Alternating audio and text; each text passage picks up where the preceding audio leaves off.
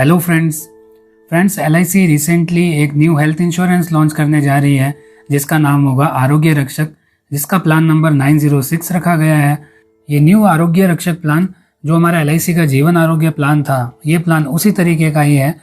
क्योंकि जीवन आरोग्य काफ़ी पहले लॉन्च हुआ था, इसलिए आज के समय की डिमांड के अनुसार LIC एक न्यू आरोग्य रक्षक हेल्थ इंश्योरेंस प्लान लॉन्च करने जा रही है।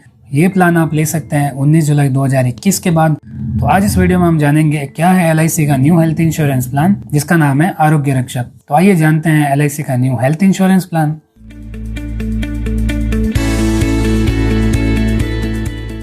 LIC आरोग्य रक्षक, इस प्लान में सबसे बड़ा बेनिफिट जो हमें मिलता है वो मिलता है HCB का। HCB का फुल फॉर्म होता है हॉस्पिटल कैश बेनिफिट। तो क्या होता है हॉस्पिटल कैश बेनिफिट, इसके बारे में हम आगे डिटेल में डिस्कस करेंगे। सेकंड बेनिफिट आपको मिलता है इसमें MSB का। MSB का मतलब होता है मेजर सर्जिकल बेनिफिट। थर्ड मिलता है आपको एम्बुलेंस बेनिफिट। फोर्थ मिलता है आपको ऑटो हेल्थ कवर। फिफ्थ मिलता है आपको क्विक कैश बेनिफिट। सिक्स्थ मिलता है आपको DCPB। DCPB का मतलब होता है day care procedure benefit. Seventh मिलता है आपको MMB।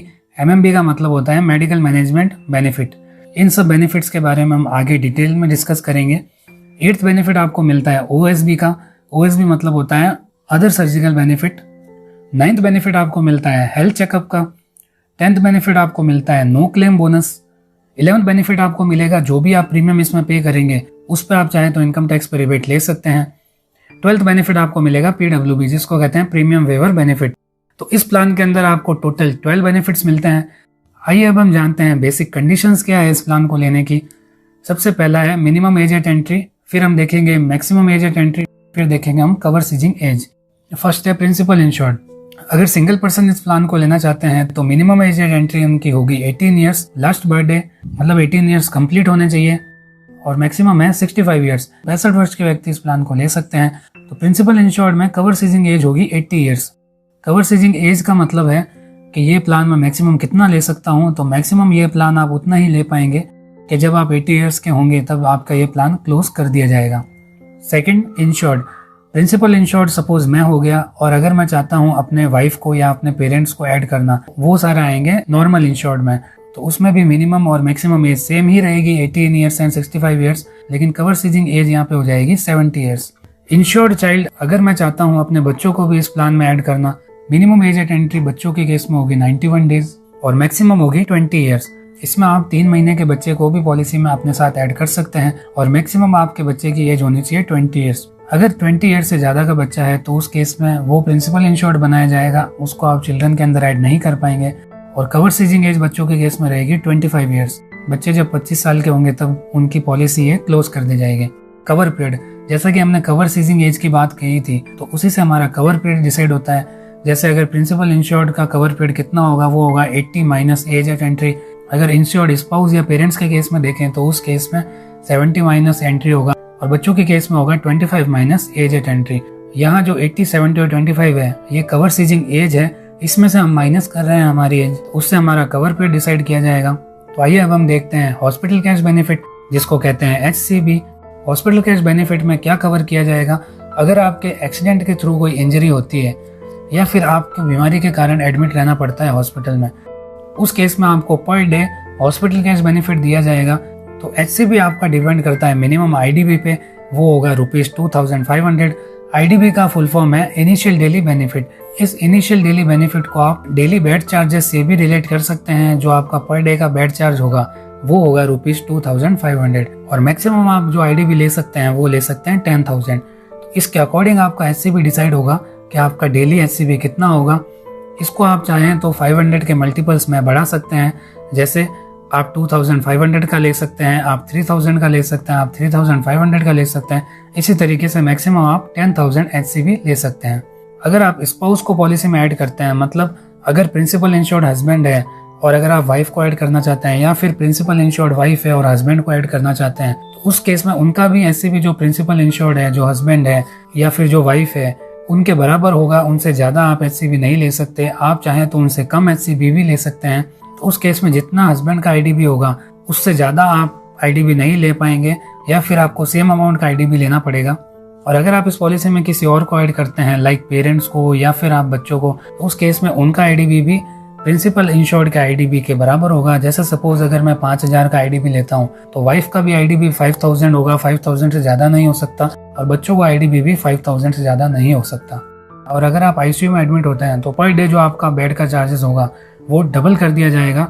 जैसे सपोज अगर आपका आईडीबी 5,000 है, आईसीयू में एडमिट होते हैं तो उस केस में आपका आईडीबी 10,000 कर दिया जाएगा पर डे। तो जो पॉलिसी का फर्स्ट ईयर होगा उसमें मैक्सिमम आप 30 डेज का एचसीबी ले सकते हैं, और सेकंड ईयर के बाद जो आपका हॉस्पिटल कैश बेनिफिट होगा वो 90 डेज कर दिया जाएगा। तो मैक्सिमम आपको 90 डेज का रिम्बर्समेंट दिया जाएगा एचसीबी पे, और मैक्सिमम आप टोटल 900 डेज का एचसीबी ले सकते हैं पूरी लाइफ में। तो अब हम देखते हैं मेजर सर्जिकल बेनिफिट जिसको कहते हैं एमएसबी। एमएसबी होगा 100 टाइम्स ऑफ एचसीबी। जो हमारा एचसीबी है हॉस्पिटल कैश बेनिफिट, सपोज अगर आपने 5,000 एचसीबी लिया है तो 5 लाख रुपीज आपका बेसिकली मेजर सर्जिकल बेनिफिट होगा, और इसी को सम एश्योर्ड भी कहा जाएगा इस पॉलिसी में। तो इस केस में जो एलआईसी के अंदर लिस्टेड 263 सर्जरीज है, अगर आप उसमें से सर्जरी कोई करवाते हैं तो उस केस में सर्जरीज के अकॉर्डिंग परसेंटेज डिसाइड है, उतना एमएसबी आपको मिल जाएगा। चाहे आपका एक्सपेंस कितना भी लगे, आपको मैक्सिमम एमएसबी होगा वो दिया जाएगा, और ये डिपेंड करेगा आपकी सर्जरीज की कैटेगरी पे, वो हम आगे डिस्कस करेंगे। 100% एमएसबी पर मेंबर 100% एमएसबी दिया जाएगा। तो मैक्सिमम आप 1000% ऑफ एमएसबी पर मेंबर ले सकते हैं पूरी लाइफ में। जो 263 सर्जरीज कवर है इसमें वो हम इस वीडियो में डिस्कस नहीं करेंगे, उससे ये वीडियो काफी लंबा बन जाएगा। तो उन सर्जरीज की लिस्ट मैं आपको डिस्क्रिप्शन में प्रोवाइड कर दूंगा।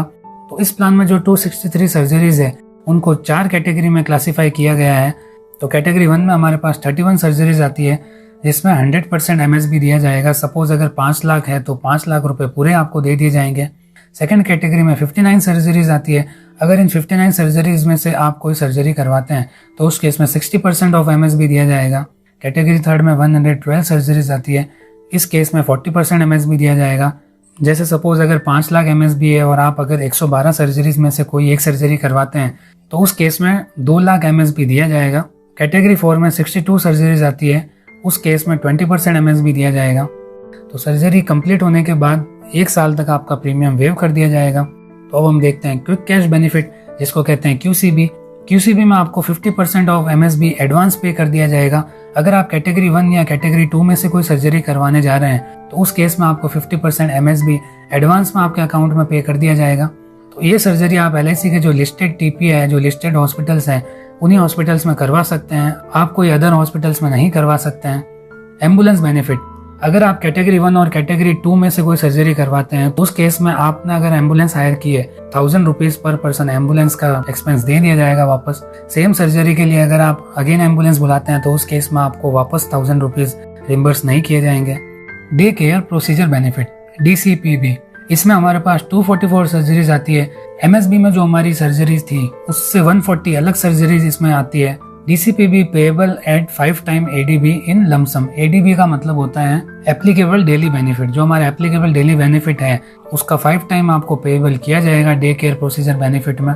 एमएसबी के केस में आपका सर्जरी टाइम 24 आवर्स से ज्यादा होता है, और अगर 24 आवर्स के अंदर आपका सर्जरी टाइम होता है तो उस केस में आपका डे केयर प्रोसीजर बेनिफिट काम आएगा। इसका आप साल में 3 बार यूज ले सकते हैं, और पूरी लाइफ में आप 30 टाइम्स तक DCBP उठा सकते हैं। DCPB के केस में आपको हॉस्पिटल कैश बेनिफिट नहीं प्रोवाइड किया जाएगा, क्योंकि हॉस्पिटल कैश बेनिफिट के अंदर आपको 24 आवर्स से ज्यादा एडमिट रहना पड़ता है। अदर सर्जिकल बेनिफिट जिसको कहते हैं OSB, payable for surgeries not listed in MSB और DCPB। अगर आप ऐसी कोई सर्जरी करवा रहे हैं जो MSP और DCPB में लिस्टेड नहीं है तो वो आपकी कवर होगी अदर सर्जिकल बेनिफिट्स के अंदर। जो आपका ADB होगा लाइक 3000 तो उसका 2.5 टाइम्स आपको दिया जाएगा। फर्स्ट ईयर आप मैक्सिमम 15 डेज का रिम्बर्स कर सकते हैं, और उसके बाद आप 45 डेज का रिम्बर्स कर सकते हैं, और पूरी लाइफ में आप 450 डेज का OSB ले सकते हैं। इसके लिए आपको मिनिमम 24 आवर्स का स्टे करना पड़ेगा हॉस्पिटल में, तभी आपको ये पे किया जाएगा like HCB। Medical management benefit MMB, अगर आप इन 5 में से कोई डिजीज का ट्रीटमेंट ले रहे हैं तो उस केस में आपको 2.5 टाइम ऑफ ADB पे किया जाएगा, और इसी के साथ आपको HCB भी पे किया जाएगा। मैक्सिमम आप साल में 2 बार MMB का बेनिफिट ले सकते हैं, और पूरी लाइफ में आप 20 टाइम्स MMB का बेनिफिट ले सकते हैं। अगर आपने इनमें से कोई बीमारी का MSB, OCB या DCB में बेनिफिट ले लिया है तो उस केस में आपको MMB का बेनिफिट नहीं मिलेगा। ऑटो सेटअप बेनिफिट, इस पॉलिसी का सबसे खास फीचर ऑटो सेटअप बेनिफिट है, जिसमें आपका एवरी 3 ईयर में 15% IDB इंक्रीज कर दिया जाता है। जैसे सपोज अगर आपका IDB 10,000 है तो उस केस में हर 3 साल में आपके 1500 रुपए IDB में इंक्रीज कर दिए जाएंगे। ये कब तक किया जाएगा, जब तक आपका आईडीबी 1.5 टाइम्स नहीं हो जाता। जैसे अगर आपका आईडीबी 10,000 है तो उस केस में मैक्सिमम जब तक ये 15,000 नहीं हो जाता तब तक आपको ऑटो सेटअप बेनिफिट दिया जाएगा। और इस एडीबी के इंक्रीज होने से आपके अदर बेनिफिट सारे इंक्रीज कर दिए जाएंगे। नो क्लेम बेनिफिट, अगर आपने 3 सालों में कोई भी क्लेम नहीं लिया है तो आपका आईडीबी 5% और इंक्रीज कर दिया जाएगा। इसे कहते हैं नो क्लेम बोनस या फिर नो क्लेम बेनिफिट। ये आपका पॉलिसी लेने के हर 3 साल बाद इंक्रीज किया जाएगा। अगर आप पिछले 3 सालों में कोई बेनिफिट नहीं लेते हैं तो ही ये आपको मिलेगा। अगर आपने एक बार भी बेनिफिट उठा लिया है तो आपको नो क्लेम बोनस नहीं मिलेगा। इसके कोई इंक्रीज होने की मैक्सिमम लिमिट नहीं है, ये 5% की रेट से इंक्रीज किया जाएगा। तो आइए अब हम देखते हैं एडिशनल बेनिफिट्स। एडिशनल बेनिफिट में सबसे पहले हम देखते हैं extended hospital benefit, insured hospitalization for more than 30 days. अगर आप मोर देन 30 डेज हॉस्पिटल में एडमिट होते हैं तो उस केस में 10 टाइम्स ऑफ आईडीबी एडिशनल पे किया जाएगा एमएसबी और एचएसबी के अलावा। और साल में मैक्सिमम आप एक बार इसका बेनिफिट उठा सकते हैं और मैक्सिमम आप पॉलिसी टर्म में 10 टाइम्स इसका यूज ले सकते हैं। सेकंड है हेल्थ चेकअप बेनिफिट। अगर आप अपना हेल्थ चेकअप कराते हैं और उस पर जो एक्सपेंस आएगा उसका आप 3 साल में एक बार बेनिफिट ले सकते हैं। तो हेल्थ चेकअप बेनिफिट आपका कितना होगा, वो होगा एडीबी का हाफ। सपोज अगर आपका एडीबी 3000 है तो एवरी 3 ईयर में आपको 1500 रुपए का हेल्थ चेकअप बेनिफिट दे दिया जाएगा। एडिशनल बेनिफिट में आपको एक फैसिलिटी और दी जाएगी, वो होगी एएचसी, जिसको कहते हैं ऑटो हेल्थ कवर। अगर जो मेन पर्सन है, जो प्रिंसिपल इंश्योर्ड है, अगर उनकी डेथ हो जाती है तो उस केस में जो भी इस पॉलिसी में उनके साथ ऐड किए गए हैं, जैसे बच्चे हैं, स्पाउस है या फिर उनके पेरेंट्स हैं, तो उनकी आगे 15 ईयर्स तक प्रीमियम माफ कर दी जाएगी। या फिर जब तक उनकी एज 70 ईयर्स नहीं हो जाती तब तक उनकी प्रीमियम माफ कर दी जाएगी। इन दोनों में से जो भी चीज पहले होती है वो एप्लीकेबल होगी। और बच्चों के केस में जब तक बच्चे 25 साल के नहीं हो जाते तब तक उनकी प्रीमियम माफ कर दी जाएगी। इसे प्रीमियम वेवर बेनिफिट भी कहते हैं, जो हम नेक्स्ट स्लाइड में डिस्कस करेंगे। जो ऑटो हेल्थ कवर की फैसिलिटी है वो अगर प्रिंसिपल इंश्योर्ड पॉलिसी लेने के या फिर पॉलिसी वापस स्टार्ट करवाने के विदिन 12 मंथ्स में सुसाइड करते हैं तो उस केस में auto health cover facility applicable नहीं होगी। PWB, जिसको कहते हैं प्रीमियम वेयर बेनिफिट, जैसा कि हमने पिछली स्लाइड्स में डिस्कस किया था, इस पॉलिसी में अगर कोई अदर मेंबर की डेथ हुई है और वो डेथ अगर MSB कैटेगरी 1 या कैटेगरी 2 सर्जरी के टाइम हुई है तो उस केस में बाकी जो भी मेंबर इस पॉलिसी में ऐड है उनका 1 साल का प्रीमियम माफ कर दिया जाएगा। रिव्यू ऑफ प्रीमियम, पॉलिसी लेने के हर 3 साल बाद आपका पॉलिसी के अंदर रिव्यू किया जाएगा और उसके अकॉर्डिंग आपकी जो भी 3 साल बाद एज होगी उसके हिसाब से आपकी थोड़ी सी प्रीमियम इंक्रीज कर दी जाएगी। जनरल वेटिंग पीरियड, इस पॉलिसी का क्लेम लेने के लिए आपको 90 डेज का वेट करना पड़ता है। 90 डेज वेटिंग पीरियड है इस पॉलिसी में। 90 डेज के बाद आपकी डिजीज कवर होगी। लेकिन अगर एक्सीडेंट का केस होता है तो उस केस में 24 आवर्स बाद ये पॉलिसी एप्लीकेबल होगी। अगर इस पॉलिसी को बंद हुए 90 डेज के अंदर है तो उस केस में अगर आप चालू करवाते हैं तो आपको 45 डेज का ही वेट करना पड़ेगा। और अगर आपकी पॉलिसी को बंद हुए 3 महीने से ज्यादा हो गए तो उस केस में आपका again waiting period 90 days applicable होगा। स्पेसिफिक वेटिंग पीरियड, इस पॉलिसी में 24 ऐसे ट्रीटमेंट्स हैं जो 2 साल बाद कवर होंगे और अगर पॉलिसी रिवाइव होती है तो उस केस में अगेन 90 डेज का वेटिंग पीरियड होगा और उसके 2 साल बाद आपका स्पेसिफिक वेटिंग पीरियड एप्लीकेबल होगा। Exclusion, no coverage for 31 treatments. 31 treatment से ज्यादा आप बेनिफिट नहीं ले सकते इस प्लान में। तो दोस्तों ये था हमारा LIC का न्यू आरोग्य रक्षक प्लान जो लॉन्च हो रहा है 19 जुलाई 2021 को। अभी इस प्लान की प्रीमियम लॉन्च नहीं हुई है, तो जब इस प्लान की प्रीमियम आएगी तो उस पर मैं विद एग्जाम्पल एक अलग वीडियो बनाऊंगा। तो अभी के लिए सिर्फ इतना ही। आशा करता हूँ आपको इस वीडियो से नॉलेज मिला होगा। अगर आपको ये वीडियो अच्छी लगी हो तो इस वीडियो को लाइक कीजिएगा एंड अपने फ्रेंड्स एंड कलीग्स के साथ जरूर शेयर कीजिएगा। और अगर आप इस चैनल पर नए हैं तो इस चैनल को जरूर सब्सक्राइब कर दीजिएगा। Okay friends, thank you.